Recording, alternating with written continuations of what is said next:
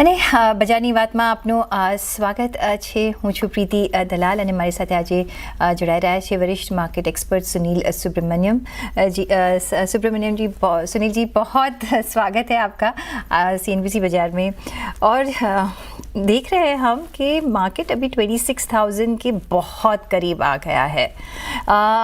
क्या लग रहा है अभी आगे जाके हम जो न्यू हाइज कर पाएंगे, FIIs को अट्रैक्ट कर पाएंगे, FIIs की वापसी इससे शुरू होगी? क्योंकि थोड़ा बहुत ऊपर नीचे वो काम तो कर रहे हैं. क्या लग रहा है मार्केट का ट्रेंड आगे जाके? देखिए, एक मैं कहूँगा कि मार्केट कंसोलिडेशन फेज में ही रहेगा with a slightly bullish trend. यानी 26,000 या न्यू लाइफ टाइम हाई पहुंचने के लिए FIIs की जरूरत नहीं है. DIS की खरीदारी से ही ये 26,000 या उसके और 500 अंक पड़े तो लाइफ टाइम हाई पहुंच जाएगा. मगर मार्केट को अगर 27,000 पहुंचना है तो FIIs की वापसी जरूरी इंपॉर्टेंट है. और मैं क्यों कंसोलिडेशन फेस कह रहा हूं कि ट्रंप के जो मिस्टर गो के जो कांग्रेस में जो उनकी अप्रूवल हुई थी एज एन एम्बेसडर, उस टाइम में स्पीच में बहुत पॉजिटिव उन्होंने खबर दी थी मिस्टर मोदी के साथ फ्रेंडशिप के बारे में, और ट्रेड डील बहुत जल्द साइन होने वाली है इसके बारे में. मगर एक्चुअल ट्रेड डील अभी तक की कोई खबर नहीं है कि साइन होने वाली है. तो इसीलिए मेरा मानना है कि जब तक वो खबर नहीं आती है FIIs की वापसी आप तेजी से नहीं देख पाएंगे. तो ट्रेड डील होना बहुत ज़रूरी है. वो हम सुन रहे हैं कि बायलैटरल टॉक्स चल रहे हैं, लेकिन हमें देखना होगा कि कभी उस पर एक मोहर लगती है. लेकिन दूसरी तरफ अगर देखें तो जो रिज़ल्ट सीज़न है वो मिक्स बैग रही है, राइट. और यहाँ थोड़े निराशा भी मिली है, थोड़े पॉजिटिव अपने को सरप्राइजेस भी मिले हैं. कंजम्पशन एज अ थीम अभी भी स्ट्रॉन्ग जाता हुआ दिख रहा है, लेकिन क्वेश्चन होगा कि आफ्टर 2 क्वार्टर्स कैसे चल रहा है, तो एक सर्टेनिटी आ सकती है. लेकिन कैसे आप देख रहे हो जो GST की कम हुआ है, उसकी असर आपको कैसे दिख रही है? कंजम्पशन स्टॉक्स में आपको आपका क्या मत है? और जो रिजल्ट्स आए हैं वो कितना सपोर्ट कर रहे हैं? ऑफ कोर्स वी नो कि ये समय के रिजल्ट में इतनी इफेक्ट तो नहीं दिखाई देगी होगी. आपने सही कहा कि इस क्वार्टर की कंजम्पशन के रिजल्ट में ज्यादा ध्यान नहीं देना चाहिए. और कंजम्पशन के आउटलुक के बारे में मैं 2 चीज कहूंगा कि ओवरऑल पॉजिटिव है. मगर जनवरी अर्निंग सीजन जब शुरू होती है ना, तो एक इम्पॉर्टेंट चीज जो देखना है कि ये जो टॉप लाइन ग्रोथ की खबर बहुत बड़ी आ रही है ऑटो कंपनीज और ड्यूरेबल कंपनीज और टेलीविजन ऐसे चीजों की, मगर क्या वो मार्जिन को प्रोटेक्ट करके ग्रोथ हुआ है या मार्जिन को सैक्रिफाइस करके ग्रोथ हुआ है, ये हमें जब जनवरी में अर्निंग सीजन की रिपोर्ट आती है तभी हमें पता लगेगा. तो एक वेट एंड वॉच स्थिति होगी फॉर द अर्निंग सीजन कि कंजम्पशन की कंपनीज ने मार्जिन्स को एक्सपैंड करते हुए सेल्स बढ़ाया तो फैंटास्टिक. तो वो एक खबर का इंतजार करना होगा. मगर स्टोरी तो लंबी चलेगी क्योंकि आपको फरवरी मार्च में ऑटो की सेल्स वापस ईयर एंड की डिप्रिसिएशन के कारण स्मॉल बिजनेसेस, प्रोफेशनल्स, ये लोग गाड़ी तब खरीदते हैं. तो ऑटो में और एक रुझान मिलेगा आपको मार्च एंड की क्वार्टर में. फिर सेकंड चीज है कि एक चीज कंज्यूमर ड्यूरेबल्स के अंदर जिसमें ज्यादा अब तेजी नहीं है मगर मार्च से शुरू होगा, वो होगा कूलिंग रिलेटेड कंज्यूमर ड्यूरेबल, जैसे refrigerator, air conditioners, water coolers, air coolers. ये इन सब की खरीदारी आपको मार्च अप्रैल मई की गर्मी के वक्त में जाती है. तो ये GST कट का इंपैक्ट आपको तब दिखेगा. और फिर तीसरा भाग होता है इस होल कंजम्पशन स्टोरी के पीछे, वो है रियल एस्टेट और खास करके अफोर्डेबल हाउसिंग का. क्योंकि एक त्योहार के समय में लोग घर नहीं खरीदते हैं, वो सोच समझ के खरीदते हैं. और उसमें क्या होता है कि EMI का भी कट हुआ है तो हाउसिंग लोन्स भी कम हो रहे हैं in terms of EMI burden. But supply की प्रॉब्लम है. अभी भी रियल एस्टेट डेवलपर्स ने सब ध्यान बड़े बड़े प्रोजेक्ट्स और बड़े बड़े जो विलास और महंगी घर है उसके ऊपर ही उन्होंने ध्यान दिया है, और उधर तो बिकवाली अच्छी हो रही है. मगर सप्लाई की शॉर्टेज है क्योंकि उन्होंने इतने सालों से, इतनी महीनों से, मैं कहूँगा सालों से नहीं, कि affordable housing, mid class housing में एक रुझान नहीं था. तो उन्होंने भी ऐसे प्रोजेक्ट्स नहीं लॉन्च किए। मगर अब ये जीएसटी कट, क्योंकि सीमेंट और अदर इनपुट कॉस्ट में भी आपको जीएसटी कट का इम्पैक्ट दिख रहा है, तो ऑटोमेटिकली उनकी भी सोच अब अफोर्डेबल हाउसिंग की ओर जाएगी। तो नए प्रोजेक्ट्स लॉन्च होंगे अगले 6 महीने के अंदर, जहां पे वो थोड़े शहर के बाहर एक बड़ा प्लॉट ऑफ लैंड लेकर उसको अफोर्डेबल तरीके से लॉन्च करेंगे, तो उसका डिमांड भी मैं बढ़ते हुए दिख रहा हूँ। तो 9 महीने से 1 साल में एक रियल एस्टेट सेक्टर का भी इस जीएसटी कट का इम्पैक्ट दिखेगा, जिसको भी मैं मानता हूं कि is a part of the consumption pack. तो कंजम्पशन की आउटलुक पॉजिटिव है, खाली जनवरी अर्निंग सीजन में एक मार्जिन के ऊपर ध्यान देना चाहिए। वैसे तो उसके अलावा भी कंजम्पशन स्टोरी अच्छी, और याद रखिए कि जनवरी में अगला पे कमीशन का अनाउंसमेंट भी हुआ, वो भी कंजम्पशन की एक पॉजिटिव है। और साथ में डिस्क्रिशनरी का देखें, क्योंकि ट्रैवल है, होटल्स है, टूरिज़्म है, क्योंकि अभी दिसंबर की छुट्टियां भी होगी, वेडिंग सीज़न है, वहाँ कैसे आप देख रहे हो? और ये सेक्टर में अगर जो स्टॉक्स चुनने हैं तो कैसे चुने? देखिए, मेरे एयरलाइन स्टॉक्स मुझे पसंदीदा है, क्योंकि एयरलाइन का भी चाहे कि हाई ऑपरेटिंग लिवरेज होता है, तो उनकी जब भी वॉल्यूम्स बिल्डअप होती है तो ऑटोमेटिकली वो उनके प्रॉफिट्स भयंकर बढ़ती है। और क्योंकि आजकल लोग अभी इवन शॉर्ट ट्रिप्स के लिए एयर ले लेना शुरू कर दिए हैं, और air fare has become, airports का भी बहुत बड़ा एक एक्सपेंशन हुआ है, तो डोमेस्टिक टूरिज्म के अंदर ये शॉर्ट हॉल फ्लाइट्स का बहुत मैं इंप्रूवमेंट देख रहा हूँ, और फेयर्स भी बढ़ते हैं उस हिसाब से। तो मेरे लिए एयरलाइंस एक पिक होगी। सेकंड, होटल इंडस्ट्री में मेरे को 3 स्टार एंड 4 स्टार, क्योंकि क्या होता है कि मेन ट्रैवल में देख रहा हूं कि एक होता है कि विंटर में आपको बीचेस की ओर जाते हैं, मगर जो स्पिरिचुअल टूरिज्म होता है, क्योंकि राम जन्मभूमि और कुंभ मेला के बाद एक जो रुझान आया है कि बहुत से पिलग्रिमेज टूर्स प्लान करके लोग जा रहे हैं, तो मगर वहां पे क्या है कि 5 स्टार होटल सब ज्यादातर फॉरेन टूरिस्ट या फिर बिजनेस ट्रैवलर्स के लिए होते हैं, मगर 3 स्टार और 4 स्टार के बहुत सारे मैं देख रहा हूं कि एक्सपेंशन हो रही है, और उसी में एक बूम मैं देख रहा हूं कि डोमेस्टिक टूरिज्म में रिलीजियस टूरिज्म का एक बहुत बड़ा हाथ होता है, और उसके साथ होता है मेडिकल टूरिज्म, क्योंकि अगल बगल के देश से, अफ्रीका से ले लो, बांग्लादेश से ले लो, बहुत से लोग यहाँ ट्रीटमेंट के लिए आते हैं, वो भी हॉस्पिटल्स के करीब में थोड़ी सस्ते वाली अकोमोडेशन ढूंढते हैं। तो ब्रॉडर होटल सेगमेंट में मैं देख रहा हूं कि बजट क्लास और मिडिल क्लास होटल्स में बहुत बड़ी बढ़त है। ऐसी जो कंपनियां उसके ऊपर फोकस करेंगी, उनका भी आउटलुक मुझे पॉजिटिव दिख रहा है। जी, तो of course airlines 3 to 4 star hotels અહીંયા પણ આપણે નજર રાખી શકીએ છીએ। સો ઘણા બધા એવન્યુઝ છે કન્ઝમ્પશન સ્ટેપલમાં અને डिस्क्रिशनरीમાં। पर आगे बढ़े तो सुनील जी, दूसरा जो अपकमिंग एरिया है, जो अभी हम बहुत उसकी बात कर रहे हैं, हमने तो की है, लेकिन अभी इतना फोकस हो गया है, वो है power generation, power transmission, power wires, और यहाँ और रिन्यूएबल्स, यहाँ इतना इकोसिस्टम अभी बन रहा है, क्योंकि ये पावर की डिमांड तो अभी बढ़ने ही वाली है, जैसे कि डेटा सेंटर्स अभी आ रहे हैं, राइट? कैसे आप देख रहे हो इन्वेस्टमेंट अपॉर्चुनिटी? अगर यहाँ ढूंढनी है तो कहाँ आप इन्वेस्ट करोगे? देखिए, इसका इशू क्या है मैं बताता हूँ। डिमांड की ग्रोथ बहुत स्ट्रांग है और लॉन्ग टर्म है, इसमें 5, 7, 10 साल तक चल सकता है, क्योंकि अभी प्राइवेट कैपेक्स की शुरुआत ही नहीं हुई है। उसकी बढ़त से भी ऑटोमेटिकली पावर की रिक्वायरमेंट आपको भयंकर बढ़ेगी। इशू क्या है इसमें, और एआई का भी अगर इंडिया अपनाती है, एआई के लिए भी बहुत एनर्जी की जरूरत है। तो इशू क्या है कि यहाँ पर लिमिटेड कंपनीज है और वैल्यूएशन बहुत बढ़ चुकी है। तो मेरा व्यू है कि 2-3 चीज, एक शॉर्ट टर्म व्यू ना ले, आपकी रुझान होनी चाहिए 5, 7, 10 साल की।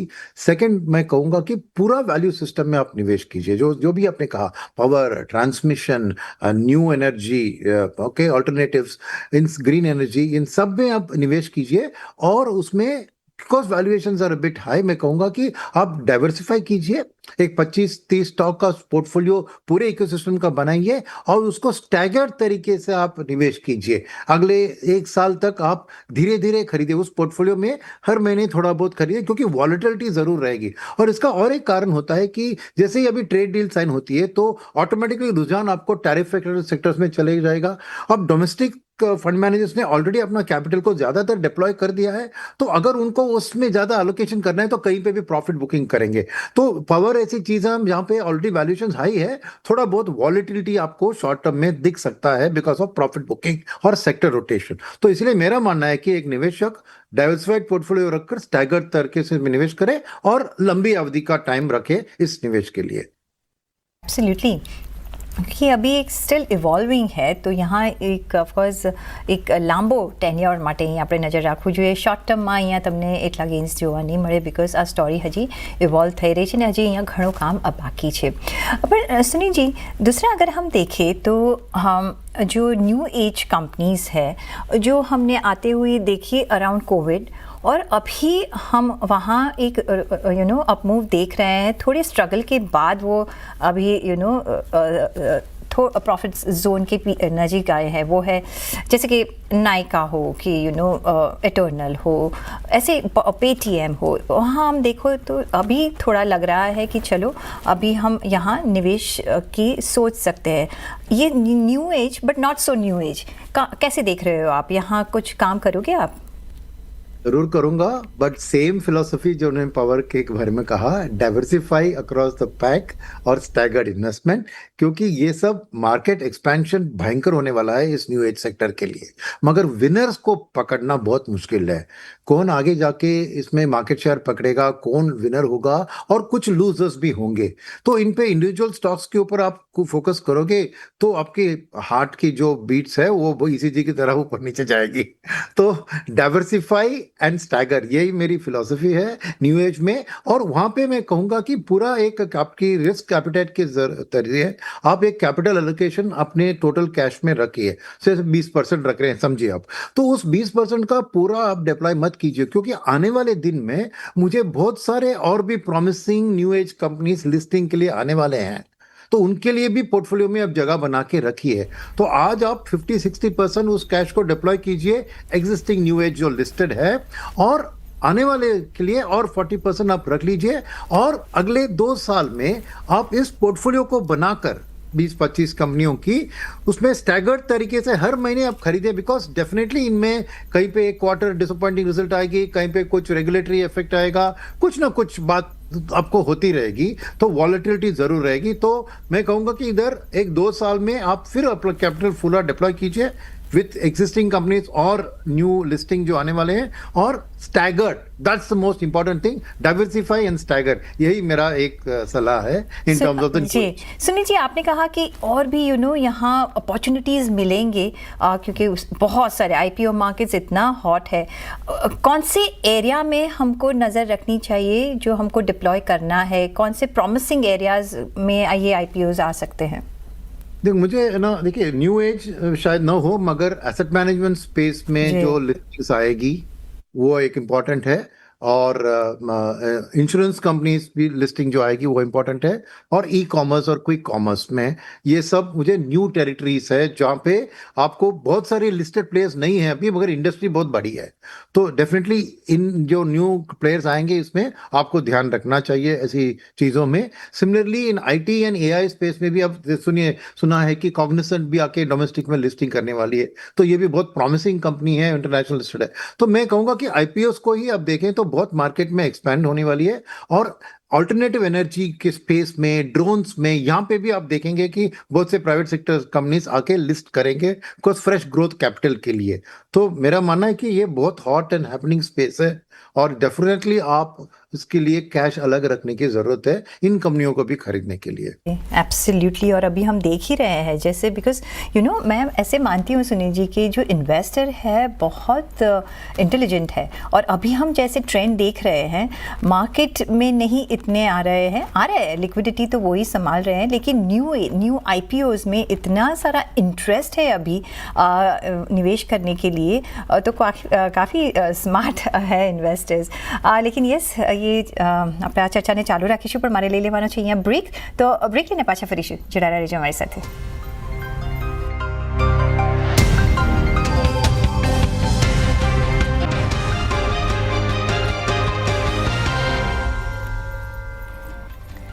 બ્રેક પછી આપનું સ્વાગત છે ને આપણે વાતચીત કરી રહ્યા છીએ વરિષ્ઠ માર્કેટ એક્સપર્ટ સુनील सुब्रमण्यम સાથે।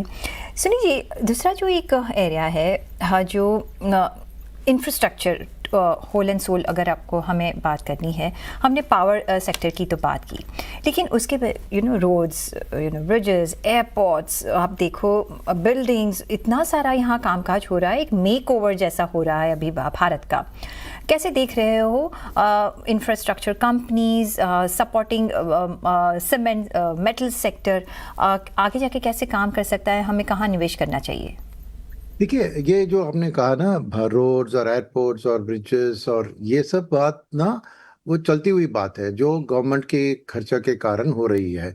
मगर आने वाले दिन इंफ्रास्ट्रक्चर का होगा प्राइवेट सेक्टर लेड, और उसके लिए देखेंगे तो एक थोड़ी शिफ्ट होगी। सीमेंट और स्टील की तो जरूरत होगी, बिल्डिंग्स तो बनते ही एक्सपेंशन में, और कॉपर, एल्यूमिनियम, मेटल्स की भी जरूरत होगी।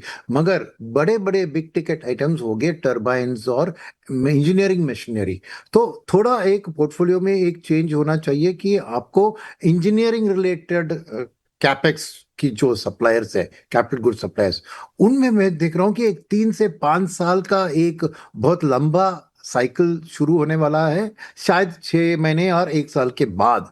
तो आज से देखें तो करीबन 6-7 साल की बात है, और वहां पे ये जो mid and small cap companies ज्यादा पिच होती है, तो एक आपको उधर ज्यादा mid and small cap exposure देना चाहिए।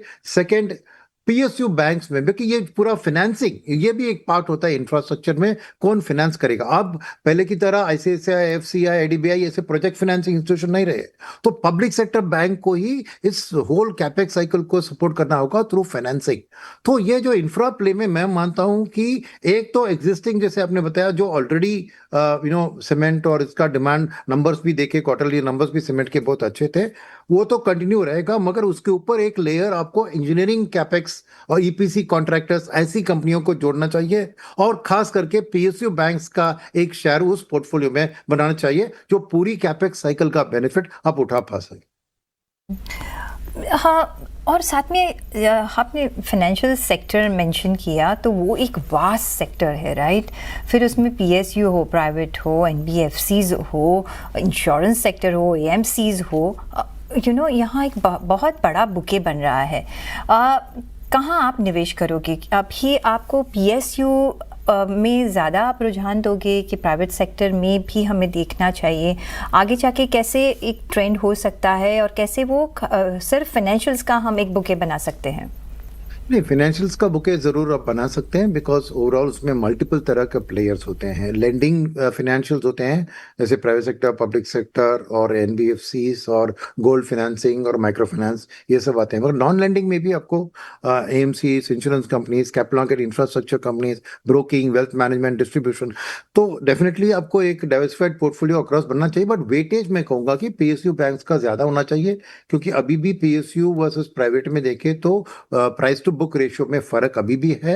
गवर्नमेंट की सपोर्ट बहुत है पब्लिक सेक्टर बैंक्स की मर्जर्स के लिए, फॉरेन कैपिटल अलाउ करने के लिए अप टू 49% लिमिट की बात हो रही है, और लेंडिंग में भी बहुत से रिफॉर्म्स किया है आरबीआई ने। थ्रू लेंडिंग अगेंस्ट शेयर का लिमिट बढ़ा दिया 1 करोड़ तक, उन्होंने उनको मर्जर्स एंड एक्विजिशन फाइनेंसिंग की अनुमति दे दी है। तो इन सब की चीज के कारण, और प्राइवेट कैपेक्स को फाइनेंस करने की ताकत पब्लिक सेक्टर बैंक्स को ये है, क्योंकि छोटे मोटे कंपनी जैसे एमएसएमईज और एसएमईज होते हैं, उनको लेंड करने का इनका अनुभव है 30-40 साल से। प्राइवेट सेक्टर बैंक्स का ना और एनबीएफसी का भी उधर उतना एक्सपीरियंस नहीं है, और इनिशियल एक्सपीरियंस से भी देखें तो एनपीए लेवल बढ़ रही है, तो वो डर रहे हैं। तो ये पब्लिक सेक्टर बैंक का करीबन मोनोपोली टेरिटरी में मानता हूं। तो मेरे लिए एक मीडियम टर्म आउटलुक रखते हुए इस डाइवर्सिफाइड फाइनेंशियल सर्विस पोर्टफोलियो में नंबर 1 मैं पब्लिक सेक्टर बैंक को अलोकेशन दूंगा। सेकंड, मैं कैपिटल मार्केट इंटरमीडिएट, पूरा कैपिटल मार्केट इकोसिस्टम को दूंगा, क्योंकि वहीं पे आप देख रहे हैं कि जो सेविंग्स ऑफ इनकम टैक्स और जो भी जीएसटी के कारण जो भी सेविंग्स आ रही है लोगों के हाथ में, वो मेरे ख्याल में एक कैपिटल मार्केट की पेनिट्रेशन की स्टोरी जो बढ़ रही है, और उसमें क्या है कि विन विन सिचुएशन हुआ है, क्योंकि अपनी डीआईएस की खरीदारी के कारण मार्केट ज्यादा गिरा नहीं, इसके बावजूद कि एफआईएस ने इतना बिकवाली किया है। तो क्या होता है कि डोमेस्टिक निवेशक के भी एक कॉन्फिडेंस बढ़ती जा रही है, और पेनिट्रेशन भी धीरे धीरे बढ़ेगी तो इसके बेनिफिशियरीज होंगे stock broking companies, wealth management, distribution, asset management, और इंश्योरेंस में भी जीएसटी हटाने के कारण expansion of the insurance market भी मैं देख रहा हूँ कि स्ट्रांग हो सकती है। तो मेरा सेकंड पिक इसमें होगा non lending piece of the financial services में। उसके बाद of course private sector banks और good quality private sector NBFC तो रखना ही है पोर्टफोलियो में, पर वेटेज इन दोनों का मैं ज्यादा दूंगा। તો પીએસયુઝ અને એનબીએફસીઝમાં આપણે વેટેજ વધારે આપીશું. ઓફકોર્સ પ્રાઇવેટ બેંક અને અહીંયા ઇન્સ્યોરન્સ કંપની ઘણું બધું અહીંયા એવેન્યુઝ છે. दूसरा जो एक इम्पॉर्टेंट आस्पेक्ट है अभी वर्ल्ड ओवर का, और वो है टेक्नोलॉजी. अगर टेक्नोलॉजी जो भी नहीं अपनाएंगे तो वहाँ वो पीछे रह जाएंगे, ऐसा अभी सिचुएशन आ गया है, राइट? कैसे आप देख रहे हो टेक्नोलॉजी काउंटर्स में आप निवेश करोगे, क्योंकि अभी एआई आएगा, कि टेक्नोलॉजी अपनाने वाले पे आप निवेश करोगे? कैसे यहाँ हम बाइफिकेट कर सकते हैं? देखिए, अल्टीमेटली टेक्नोलॉजी अपनाने वाले में ही बेनिफिट आपको दिखेगा, मगर वो कैसे अपनाएंगे ये एआई का कंसल्टिंग कंपनीज ही उनको। तो फर्स्ट मेरे लिए एआई कंपनीज का कंसल्टिंग पहले बढ़ेगा, उसके बाद रेवोल्यूशन होगा, क्योंकि एक इंडस्ट्रियल रेवोल्यूशन की तरह ये है एआई का रेवोल्यूशन। तो यहाँ पर जो एग्जिस्टिंग आईटी कंपनीज है उनके पास सबके पास बढ़िया कैश बैलेंसेस है, तो उनको अपना बिजनेस मॉडल बदलना होगा, और बदलेंगे भी, क्योंकि कैश है, एक्विजिशन कर सकते हैं, इन्वेस्टमेंट भी कर सकते हैं। आपने भी देखा कि बड़े दिग्गज कंपनियों ने एआई इंफ्रास्ट्रक्चर में करीबन 1 GB का इन्वेस्टमेंट करने की ऐलान किया था, और एक्विजिशंस भी करेंगे। तो IT sector will be the first beneficiary, because वो इस चीज में निवेश करके कंसल्टिंग एडवाइस प्रोवाइड करेंगे। फिर अंडरलाइंग इंडस्ट्रीज में जो एआई को सबसे तेजी से अडॉप्ट करते हैं उनमें आपको एक बहुत बड़ा बदलाव, बहुत in terms of growth of business and profitability आप देख सकते हैं। मगर वो कौन सी सेक्टर्स होगी जो पहले उसको अपनाती है, वो आज हमें पता नहीं होगा। तो आज के लिए मैं कहूंगा कि फोकस आप आईटी पे रखें, और उसके लिए मार्केट वाइज एक पॉजिटिव क्या है कि मोस्ट अंडर परफॉर्मिंग सेक्टर रहा है वो पिछले 1 साल में, तो इसके कारण उधर भी वैल्यूएशन उतने महंगी नहीं है। और सेकेंड क्या है कि आपको मार्जिन ऑफ सेफ्टी भी बढ़ गई है, क्योंकि इसके बाद मैं ज्यादा गिरावट नहीं देख रहा हूं उधर। तो इसलिए मेरा फोकस है कि एआई को प्ले करने के लिए एक्चुअली एक डाइवर्सिफाइड आईटी कंपनी का पैक आपको फर्स्ट, फिर धीरे धीरे ओवर द नेक्स्ट 2 years आप उस एआई के कौन से सेक्टर्स में अडॉप्शन ज्यादा हो रहा है, कहां पे बदलाव आ रहे हैं, उसके बेसिस पे आप शिफ्ट कर सकते हो allocation. But initially start and lead with the technology companies जो एआई को तेजी से अपना रही है। तो नेचुरली ज्यादातर mid and small cap IT companies इसमें स्फूर्ति दिखाएगी, और quickly they will change the model and adapt to this new AI. Absolutely. તો ઓફકોર્સ ટેકનોલોજી અપનાવતી જે કંપનીઝ હોય એવી ટેકનોલોજી કંપનીઝ પર તમે ध्यान રાખો, અને ધીરે ધીરે અહીંયા એડ થશે. અત્યારના सुनील जी, ऐसे अभी सिचुएशन आ गई है कि एट वन शॉट आप नहीं बाय कर सकते, लम्प सम ऐसे नहीं, जैसे हम एसआईपी का बता रहे हैं सब व्यूअर्स को, ऐसे ही है कि चूज़ और पिक करो, और फिर अपने पोर्टफोलियो अपने बास्केट में डालो, और सुनो, और देखो कि क्या चल रहा है दुनिया में, कहाँ क्या चल रहा है भारत में, और फिर आप निवेश कर सकते हो. On that note Sunil ji, बहुत शुक्रिया आपका हमारे साथ जुड़ने के लिए और आपके वैल्यूबल व्यूज़ हमारे साथ शेयर करने के लिए. અને એ સાથે જ મને પ્રાપ્ત રજા જોડાયેલા રહેજો CNBC બજાર સાથે. નમસ્કાર.